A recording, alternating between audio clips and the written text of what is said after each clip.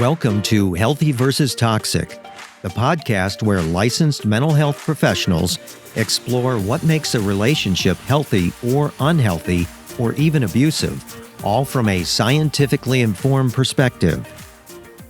Hello, this is Dr. Grande. Today's question asks if I can talk about the difference between reactive attachment disorder and disinhibited social engagement disorder, so RAD and DSED, and also the difference between those two disorders and autism, how one can differentiate these disorders. So when talking about RAD, DSED, and autism, it's important to remember here that we don't have a lot of literature to go on. And in terms of my clinical experience, I do have a fair amount of experience working with people diagnosed with autism spectrum disorder, but I don't have a lot of experience with RAD or DSED. Most of my experience there would be supervising counselors who treat clients with those disorders. But even looking at those numbers, we're talking about a very small number of people.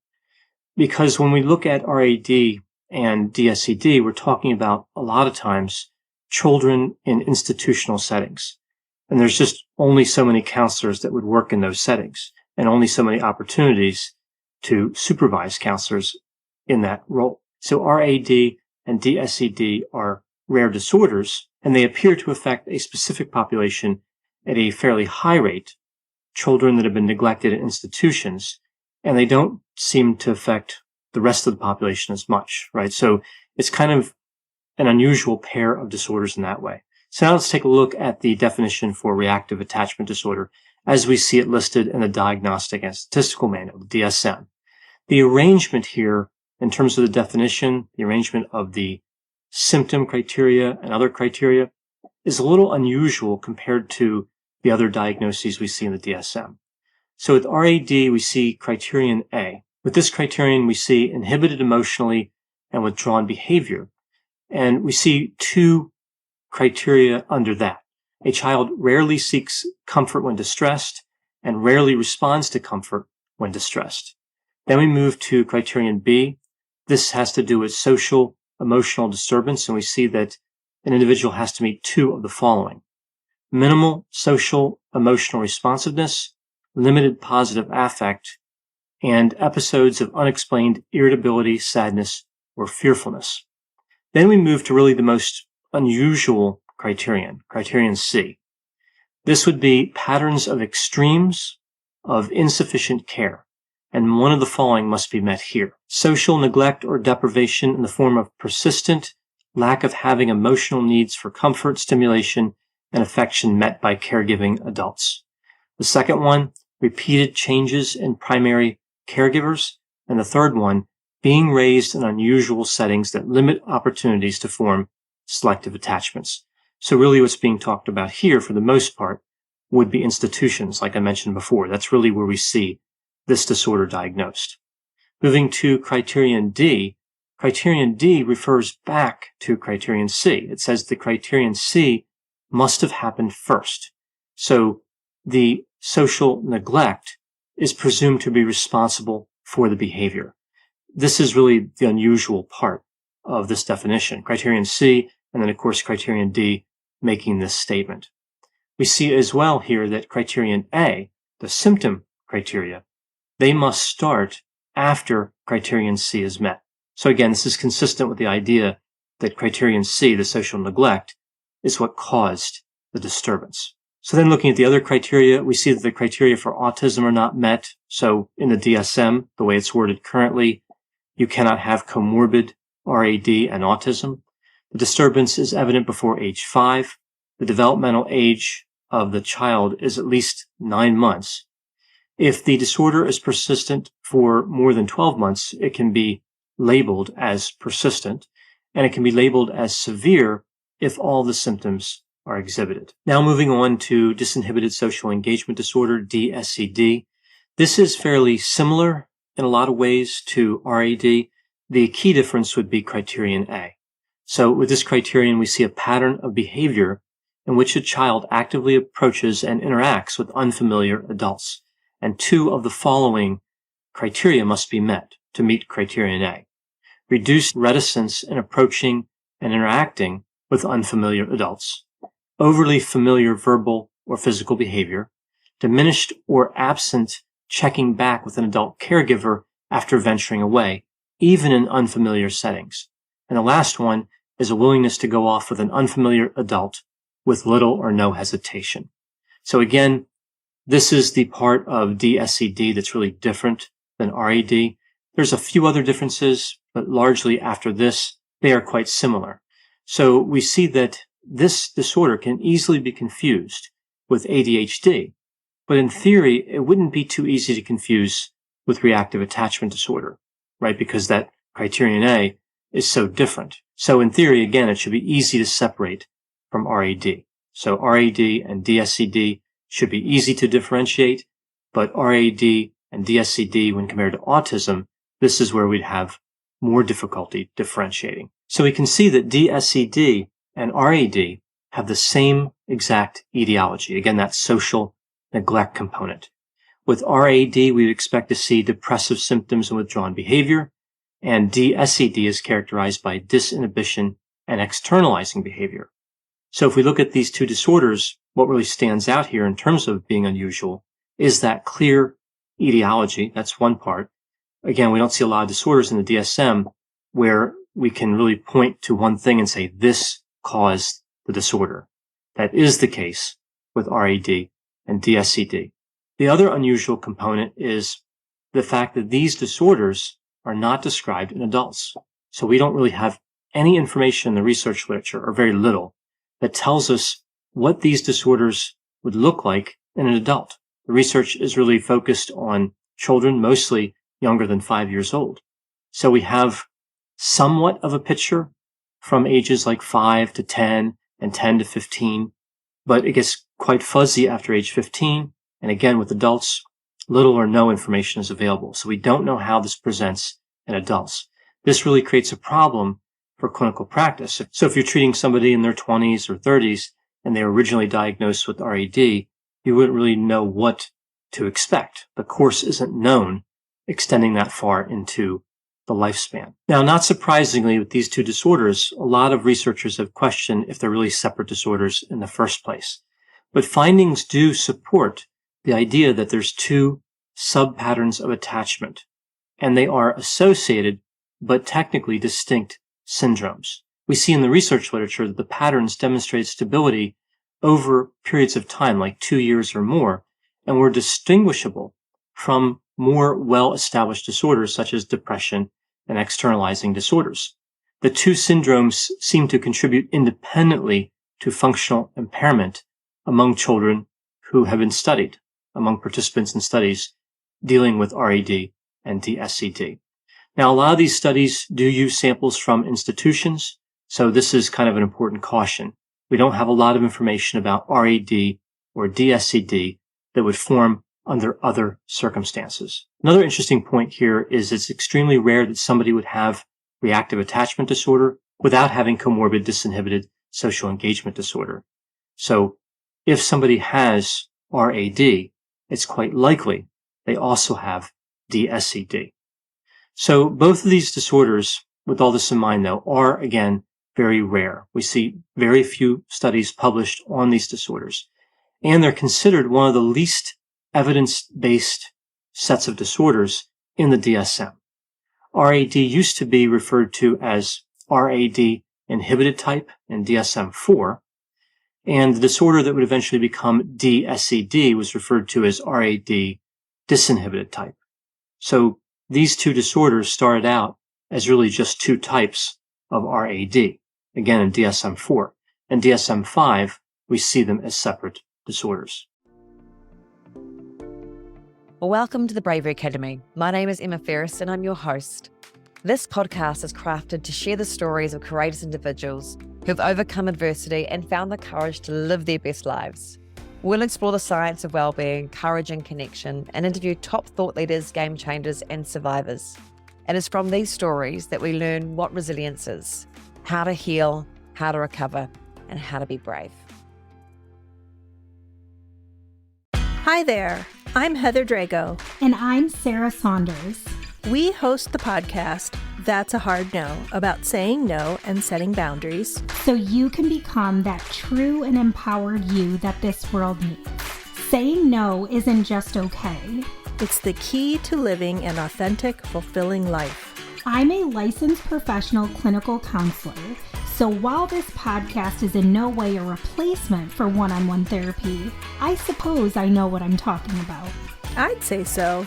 We talk about learning to say no and set healthy boundaries and how it impacts mental health, physical health, relationships, parenthood, and more. Subscribe wherever you get your podcasts and visit our website, hardnopodcast.com. We're here to help you find your no and say it unapologetically. That's a hard no. So as I mentioned, in theory, differentiating RAD from DSCD shouldn't be that challenging, but differentiating these two disorders from autism is particularly challenging. These disorders share similar social difficulties, and research on how to differentiate them is uncommon. There's not only kind of a controversy over differentiation, but there's a controversy over this idea that RAD cannot be diagnosed in somebody who meets the criteria for autism. The two disorders have different etiology, so it really doesn't seem to make a lot of sense that they couldn't be comorbid. The etiology for RAD, of course, is that pattern of extremes of insufficient care. Actually, that's the only known risk factor for that disorder. And in terms of the etiology for autism, autism is considered a neurodevelopmental disorder with a strong genetic component. For example, if we look at twin studies, we see that if one twin has autism spectrum disorder, the chances that the other twin will have it are about 76%. There's some other studies that even have higher percentages than that. So a strong genetic contribution to autism, and with RAD, we don't know of any genetic risk factors. Now, research indicates that RAD and autism can co-occur, and the symptoms that are unique to autism can differentiate clients with comorbid RAD autism from those with just RAD. And actually, this information, these unique symptoms of autism, can help this differentiation occur at a very high degree of accuracy. So there's a lot of certainty in terms of separating these two disorders, interestingly, again, by using the unique symptoms of autism. So what are the symptoms that are unique to autism that can help differentiate these disorders? Well, we see restricted and obsessive interests, repetitive stereotyped play, like lining up toys. We see stereotypies. So stereotypies would be rhythmic, repetitive, fixed, predictable, but purposeless movements like flapping and waving of the arms, hand flapping, head nodding, and rocking back and forth. We also see craving movement, so excessive running, jumping, and swinging. We see distress with crowds, a fascination with repetitive movements, like watching a fan. If somebody's a picky eater, so limited food preferences or hypersensitivity to food texture. We see repetitive speech, like rote phrases, and unusual fears. So those symptoms can help differentiate the two disorders. Also, individuals with autism rarely have a history of social neglect. So again, there are quite a few ways that we can separate RAD from autism. Now, in the DSM, there's nothing that indicates that DSCD and autism cannot be comorbid. So a clinician is allowed to diagnose DSCD even if the criteria for autism are met. The DSM, of course, does indicate, as I mentioned, that you cannot diagnose RAD and autism at the same time. Now, when we look at the research literature, a lot of times we see that RAD is put together with DSCD. So they're put together and there's like a slash separating them. So they're treated really as one concept. And the literature reports that you can't diagnose one of those disorders and autism at the same time. So where does that come from? If the DSM really doesn't say anything about DSCD and autism, how come we keep seeing that in the research literature? Well, that's because the ICD has a different standard. The ICD indicates that RAD and DSCD are the same in terms of this property, meaning they can't be diagnosed if autism is present. So this is a difference between the way the ICD and the DSM handle this issue of comorbidity with autism. So with all this in mind, though, is there a good case for this rule? is it really true that somebody can't have RAD or DSCD and autism at the same time? Well, there's really no obvious reason why this should be the case, right? It does appear that these conditions can be comorbid. This rule in the DSM and the two rules in the ICD about RAD and about DSCD really don't make sense based on the evidence we have. But the problem is we don't have a lot of evidence. So in a sense, I guess this is interpreted as kind of playing it safe, like going right to autism and not worrying about RAD or DSCD, even if we see that the symptoms are there.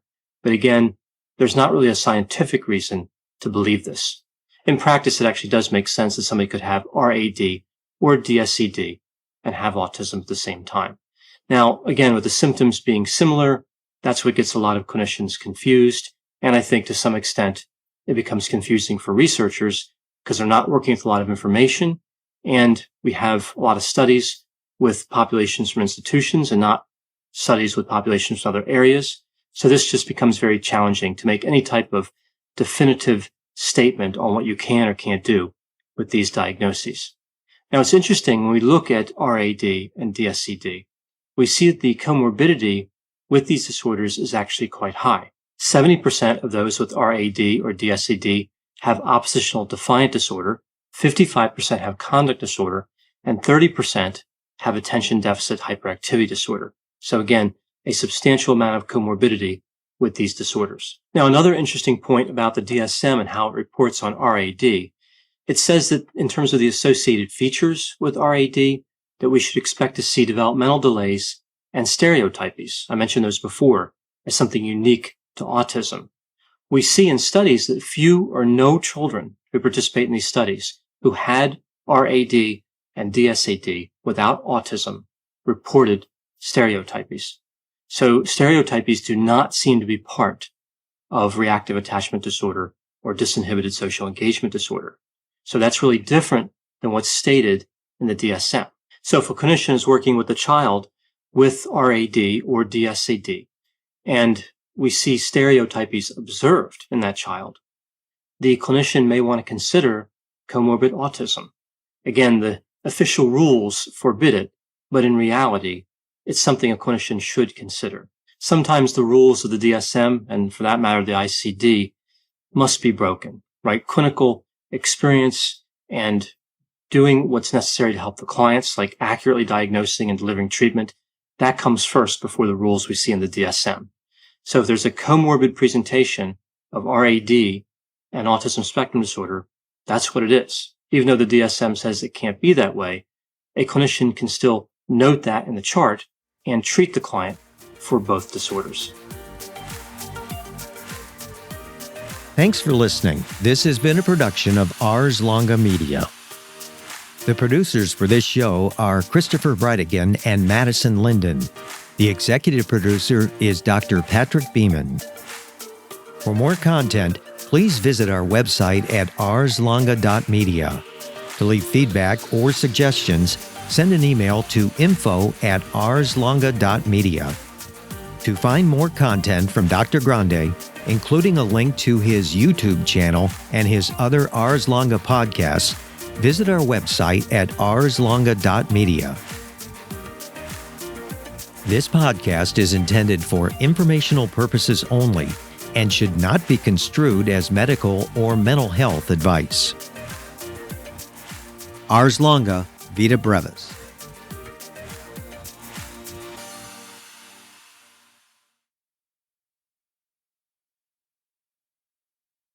Hi, I'm Matt Harris. Seton Tucker and I host the podcast Impact of Influence, which for 2 years covered in depth Alec Murdaugh, who was eventually convicted in 2023 of murdering his wife Maggie and son Paul. That story continues to evolve, and we will cover that. Plus, we will tell you stories of other true crime events that have happened in the South. Please join us on Impact of Influence. And give us a follow on the Impact of Influence Facebook page.